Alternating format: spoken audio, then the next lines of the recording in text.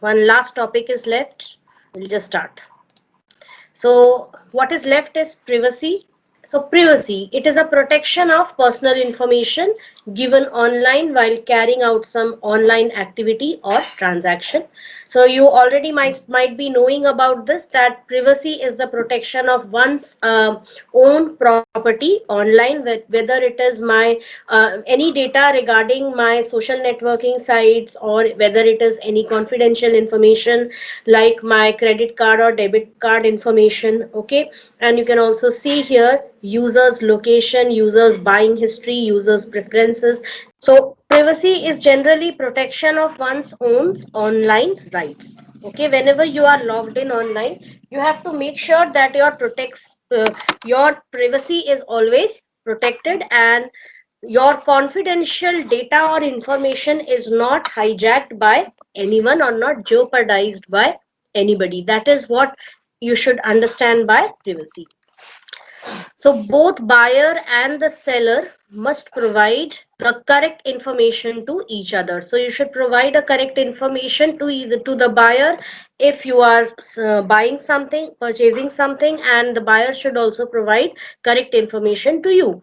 So what all information, an e-commerce company must clearly state how it intends to use the customer data collected. Like, obviously, when you are purchasing something online, you are providing your information, your data, like your name, okay, your home address, your email address, your phone number. So these all are, and most importantly, if you are purchasing something online via net banking or through credit or debit card, okay, or any other payment site, then you also have to provide your monetary information also. So that is also an important asset of yours.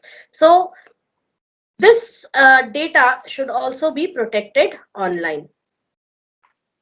An important factor of privacy is the consumer consent. That is a consumer's permission, whether the consumer is given a choice to decide what the information can and cannot be used for. Usually, when the proper security systems are in place, the user will not mind sharing the information necessary for the transaction to take place. Needless to say, some information about the user is simply required in e-commerce, such as delivery address, card details, and name, and customers are aware of this. So, we may basically prefer purchasing anything from a shopping site which provides us uh, very high level of security and reliability, that if I make an online payment, it should give me a surety that I will be delivered the product within the said deadline, okay, within the prescribed deadline. Like, they usually take a period of around 3 to 6 days, that is three from ranging from 3 days to 1 week to 10 days, depending upon the type of product and from where it will be shipped to our location. So that is the deadline within which the product should reach us, the delivery should take place. So what should we now, to the customer, this should be quite clear. There should be a level of transparency between the customer and the seller, right? And we normally prefer sites like Amazon, Flipkart, because these sites have emerged to be quite reliable in terms of online shopping, right? So they provide proper reliability to the customer, proper assurance to the customer, and also they are, if you don't get your item delivered, you can easily place it. Is like the company has a very efficient tracking facility whether the delivery has reached the customer or not. Okay, so they make it very clear that I mean, they provide a level of transparency and reliability to the customer. Okay, so you might have mostly seen that when they deliver something to you, they need to call or they need to send a kind of a message back to Amazon saying that the item has been delivered. And also sometimes they even, when you are making an online payment, they will also take a kind of a digital signature that Digital signature by the customer shall be provided only when the customer is satisfied with the delivery, right? So these are certain things which should be kept in mind, that is customers privacy should also be there, and any kind of reliability should also be provided by the online buyer. And customer should also make sure, there have been many cases of online thefts when the customer has turned out to be a fraudulent person who has frauded the company and purchased so many different heavy electronic goods, okay, worth some lakhs of rupees. And that is what that was also because the customers were fraudulent people. So that should also not happen. Whenever you are making your purchase online, you should provide authentic details. How to safeguard user policy? Merchant or seller must clearly state about how the user data will be used in terms and conditions of the site application. So every such website will have their own terms and conditions. So you should read them properly and understand about how they are planning to use all the data which is collected, because many times it happens that data collection is done from customers and subscribers, and it is going into wrong hands, or it is leaked into a third party application, which should not happen. The merchant or seller must ensure that the user has gone through the terms and conditions. So for this only, they don't enable the next button or the proceed button or the submit button until and unless you have just checked that box where you have where it says that I agree to the above stated terms and conditions. So it is a proof that you have read all that. Even if we hardly read that, we just scroll it down and we are in a hurry to move to the next step. So we don't read those terms and conditions. So if you are sometimes found to violate any of those terms and conditions, then you will be caught, because you have checked, you have agreed to that, agreed to those. The merchant must ensure the user about data safety by implementing proper data safety and security measures such as HTTPS protocol and other security mechanisms, so that HTTPS is hypertext transfer protocol but secured. Okay, so you should make sure that most these days most websites use this HTTPS protocol because they add an extra level of security through encryption. Whatever data is being transmitted between the sender and the receiver, it is in encrypted form. User must go through the terms and conditions of the seller or merchant site before providing any sensitive information, and make sure that the site is a safe site by checking HTTPS protocol and padlock sign, that is a lock sign. Online fraud. There are many types of online frauds committed these days, and so this is online these days. A lot of online frauds are there, which are like that too, because this time due to the pandemic also most people shifted to online platform, whether it was for online teaching learning or for any office work or any software work, everything. I mean, the demand for online work has increased a lot.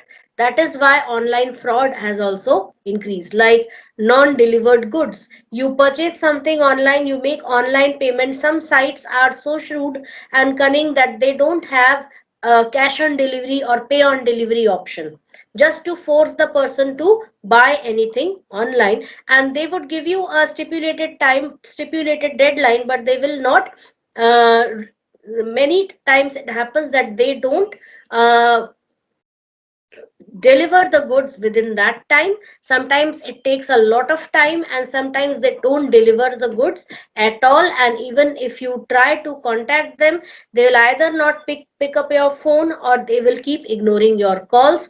Or also sometimes you may not even be able to get any customer care number of them, so you might not even be able to reach them. Non-existent company. Yes, certain times it happens that many people, they are in search of online work. So there are many such sites which provide an online work, like online data entry work, data conversion work, and they say that per page we'll be paying you 50 rupees and so on. And what happens is sometimes you make investment into these companies, and after a certain period of time you come to know that no such company exists, right? So this is what happens. Stealing information. Yes, this is the most prominent type of an online fraud, where your information is being leaked. It's basically the basic source of such type of frauds is social networking sites. And even in social networking sites also, many times these days, most websites provide you login through Google account, Facebook account, Twitter account, right? So what do? You want to save some time in sign up. You don't want to sign up or register. So you quickly just use your Google account to log in. Now you don't know that you are exposing your Google account to that particular site. So you should always have a fake Google account for such purposes. Always maintain two or more accounts. One account should be meant for all important things like bank work or any university work, okay, or company work, and other one should be for one of them should be for your friends, relatives, and all, and one of them should be kept for all registering on all these sites. So that way your confidential information won't be leaked out. Fraudulent payments, etc., where check gets bounced, or there is a new type of fraud cropped up during the pandemic, during the lockdown. That is, there's an organized gang who is doing such kind of things. What they do is, they would, if you post something on OLX, if you want to sell something and you have posted that on OLX, they would call you up and say that they are interested in purchasing that. And what will happen, they will say that, okay, I'll send you the entire payment, so I'll send you a QR code, just scan that, and all you'll be credited with the amount. But it never happens. Instead, the sellers a bank account, uh, it's swept clean, okay. That is what happens. So all the money is stolen. So these kinds of online frauds are there. While the first two types of frauds can be countered by setting up official bodies ensuring the validity of e-commerce companies, okay, I'll not go into all these. There are credit card frauds, identity theft, okay. So credit card details of users are stolen from his or her online activities, and many a times it happens because we are not aware enough, and we are quite careless. Okay, so you should not be careless. Always use incognito mode for doing any kind, although incognito mode is also not very safe, but at least you can still avoid the the chances of your important information being leaked out is going to be less. But still, it also sends data, uh, and that data, it sends data in the same way. All what the incognito mode does is, it doesn't save anything, okay. It doesn't save any data on the computer. Now hackers, those who are into hacking, they have a better knowledge about this thing. Anyways, and most importantly, many such online transaction sites, they provide a virtual keypad. So you go for this virtual keypad instead of typing anything using your keyboard, which could be exposed to a keylogger application, which is secretly working in the background as a background process. Instead, use a these online payment sites, they provide a virtual keyboard which is somewhat like this, and it has all numbers printed on it. So whenever you just type or press any of the numbers, once you press the numbers quickly change their position. So using mouse clicks, you can select the numbers, okay. By stealing, okay, so identity theft is also very scary. What happens many a time, social media accounts are hacked. Some person hacks the social media account and keeps sending all types of fraudulent or bullying messages, okay, harassment messages to all the friends who are in the friend list. So that is also very malicious and dangerous activity. Okay, rumor mongering, riots fueling, so all these things, like these social media sites are used by terrorists and some like-minded people, extremist groups, in order to provoke people. Okay, the measures to stop these frauds may include a monitoring official body that ensures the sanctity of e-commerce company and delivery of good. There should be a governing body which should regulate all the activities of these e-commerce companies. Strong security mechanism by the e-commerce site and payment gateways to prevent stealing of crucial information. Official guidelines and safeguards on the selling of users' data to third party. Ensure safe sites when entering crucial information. You can see here, type the URL of the website in the address bar on your own. Do not click on a link that takes to this website. Okay, or do not, these are main, do not click on a link that takes to this website, or do not cut copy the link of this website and paste it, which is the most common thing which we do because we don't want to waste time. So it's always a good idea to type the URL of the website in the address bar instead of pasting it, because when you are pasting it, some additional information also might get pasted along with this, which is some, like I had seen this kind of a thing sometime when I was simply trying to paste it and some additional information along with the URL was pasted automatically. So instead of doing that, just type the URL. Ensure that address contains HTTPS and a padlock sign. Okay, so there should be HTTPS. This padlock ensures that it is a secure connection and you are free to proceed on to this. Next is cybercrime. Cybercrime is a criminal offense that is facilitated by or involves the use of electronic communications or information systems, including any electronic device, computer, or the internet.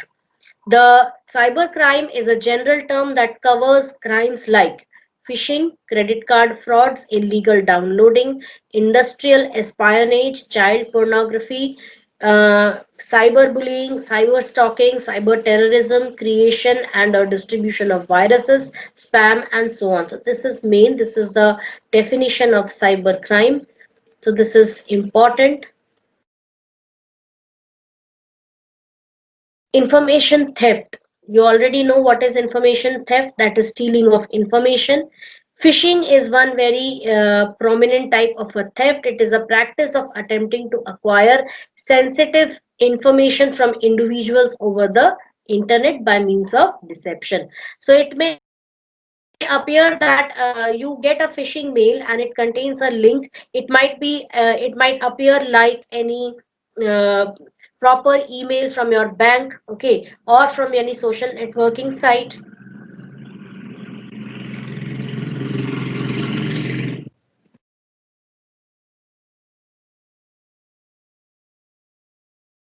There is some bad network quality. Just give me a moment. Hmm. So from social networking sites or from any places, you might think that okay, they are asking for some information, and you quickly click on that link and you provide all your personal information over there.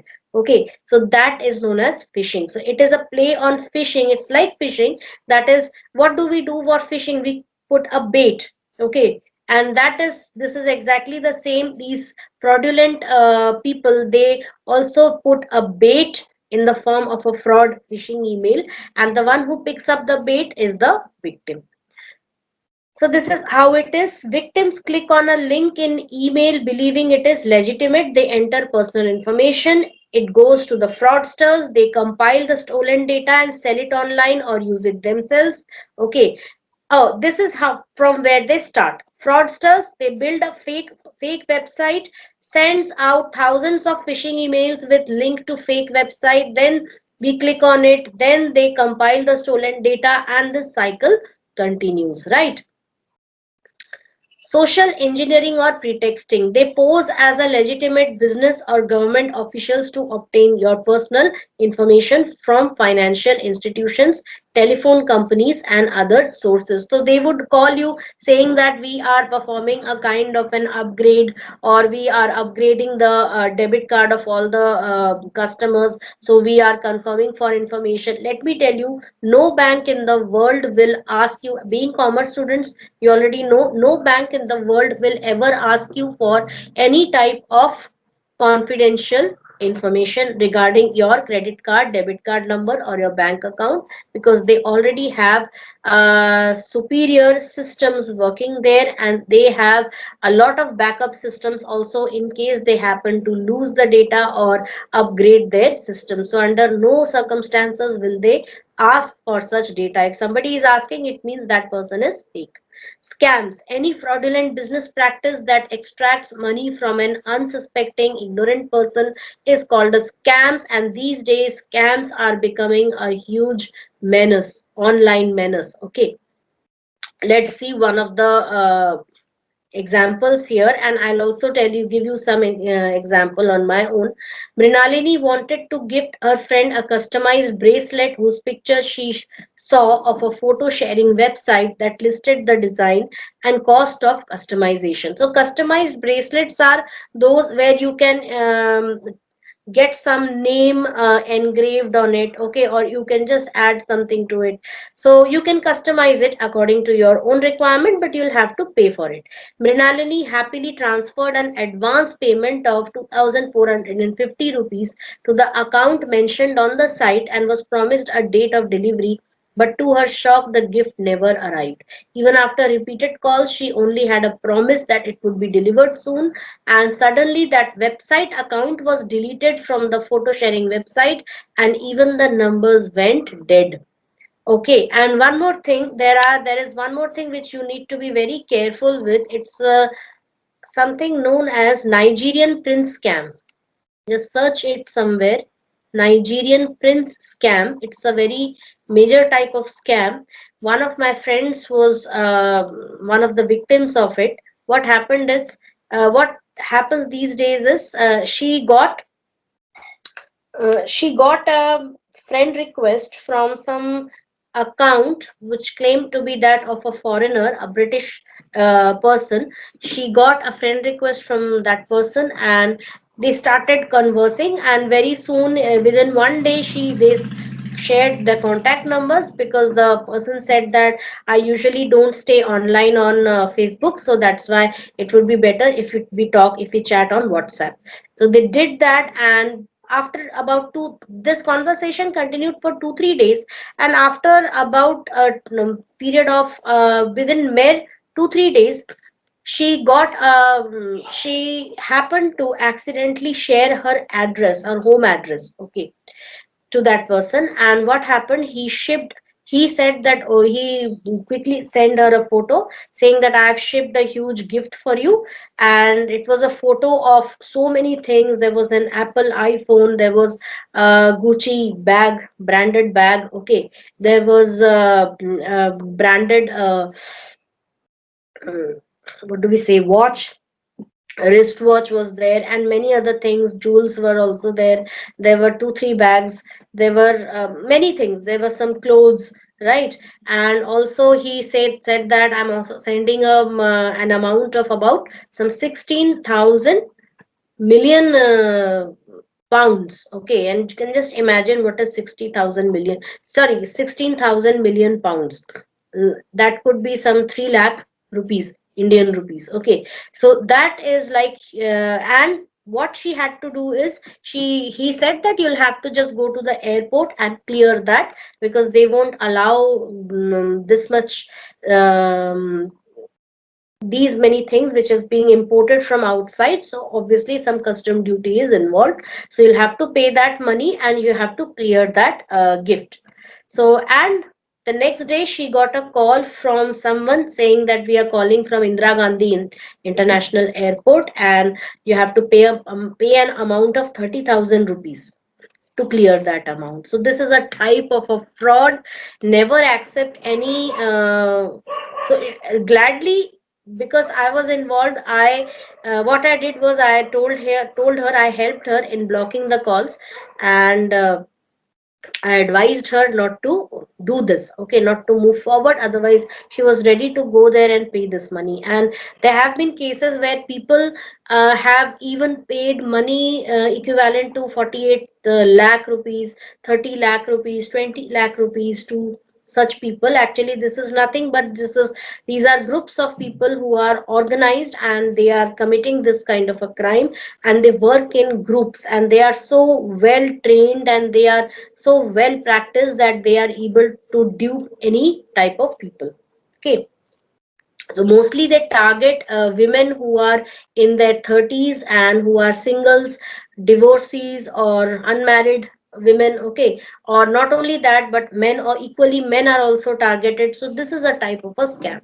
So measures to avoid online scams: never enter any personal information or any financial information, banking information, or credit debit card information on unsecure websites. That is the sites that do not employ HTTPS and do not have a padlock sign. Never reply to emails from any unknown or unreliable source. Never click on any links, any unknown link. Okay, even if you know the sender, rather open a browser window, type the URL yourself than clicking the link in the email. Never respond to an email or advertisement claiming you have won something. This is the most common type of fraud. Illegal downloads: sometimes we tend to download something, we download any licensed software or a proprietary software, and we also download its crack and keygen, which should not be done, because these kinds of things come under what? Piracy.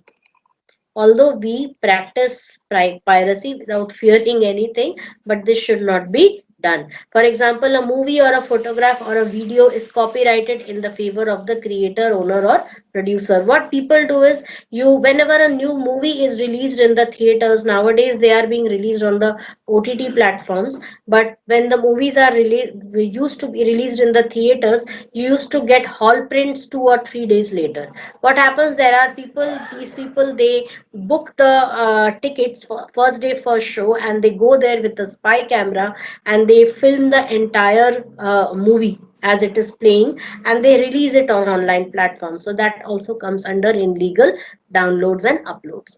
Child pornography: yes, it is any type of visual or written representation, including images, movies, or text that depict or advocate sexual activity, like sexual molestation or exploitation of anyone under the age of 18. Okay, so this includes child nudity, simulated dash involving children, and any material that is computer doctored to look like child porn. So any kind of such thing, distribution, watching, okay, or downloading or uploading, it comes under child pornography. Under this is very important, please mark this: Information Technology Act 2000 and Indian Penal Code 1860 provides protection from child pornography. So this is important, please remember this act, because this might be asked as a question in the exam.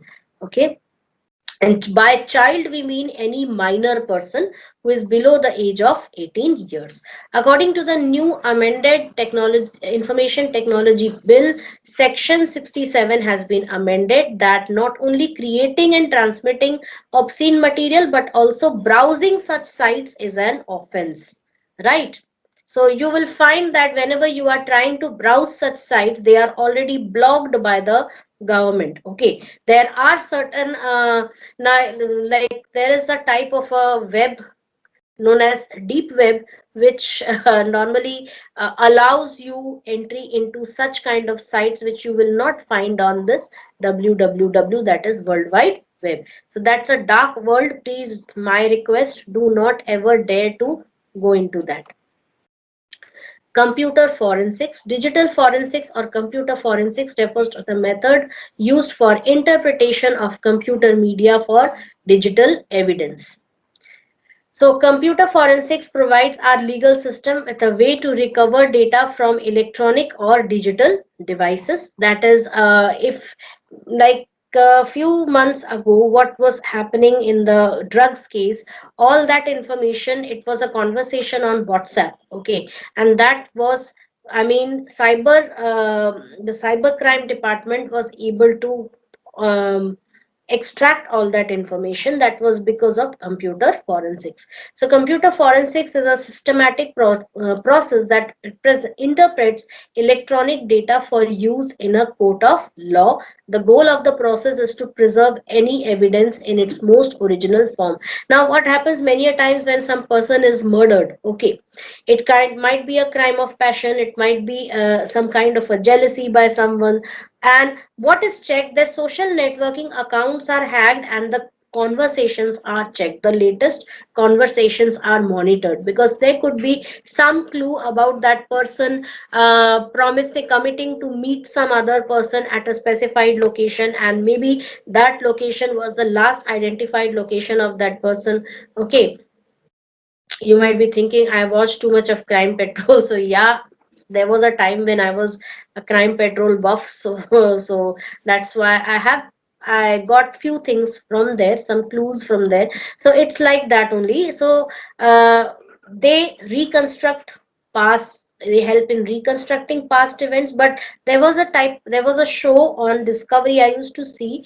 Some investigation file was there, FBI files. So I used to see that, and there actually showed the reconstruction of actual events, right?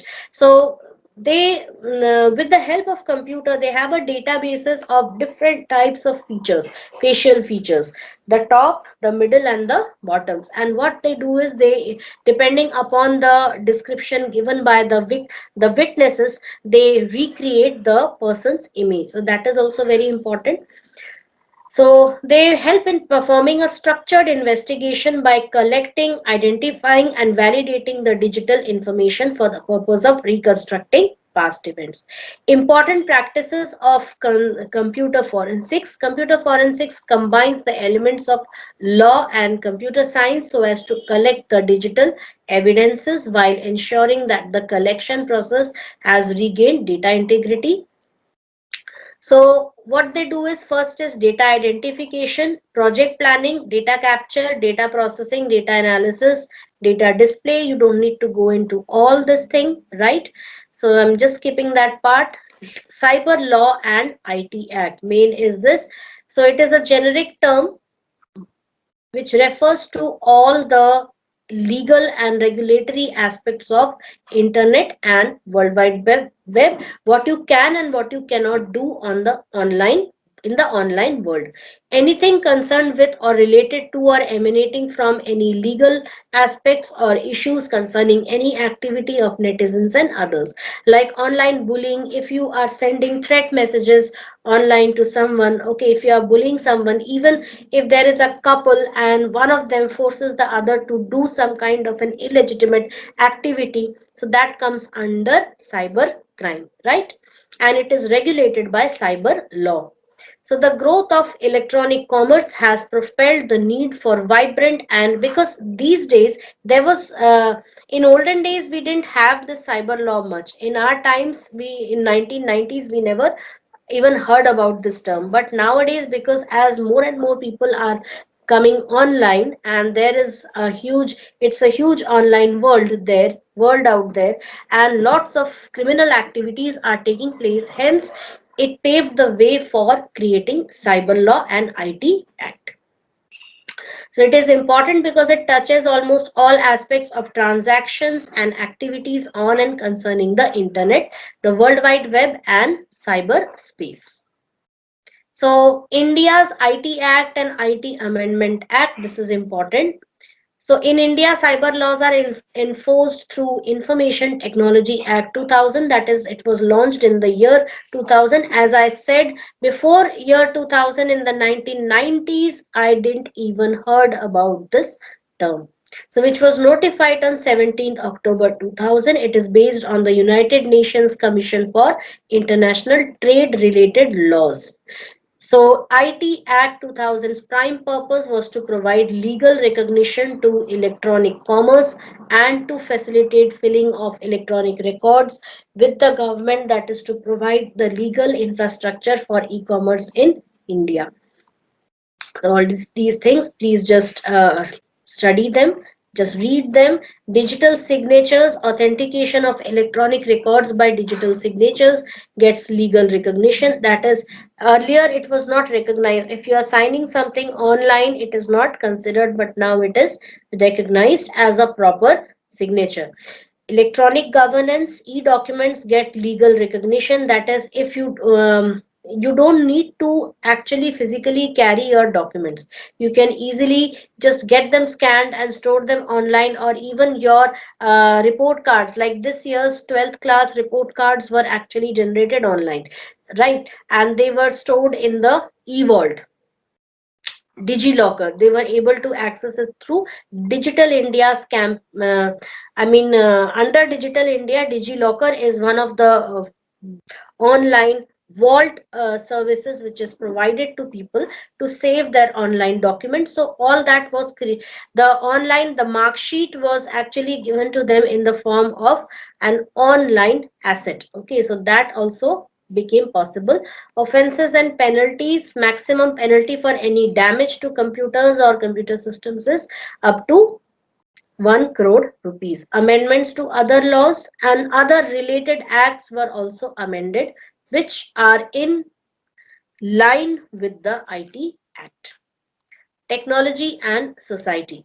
So ICT, that is Information and Communication Technology.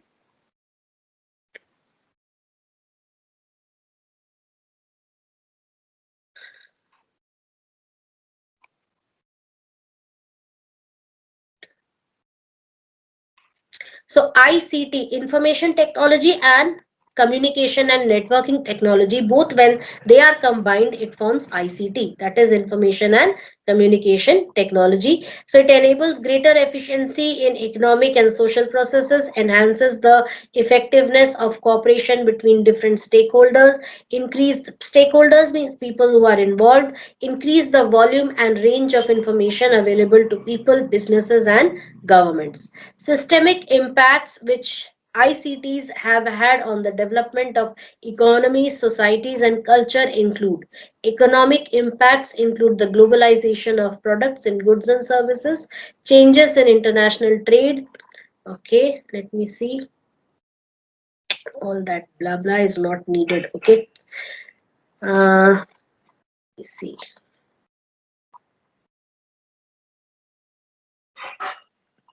I don't think that much is needed over there.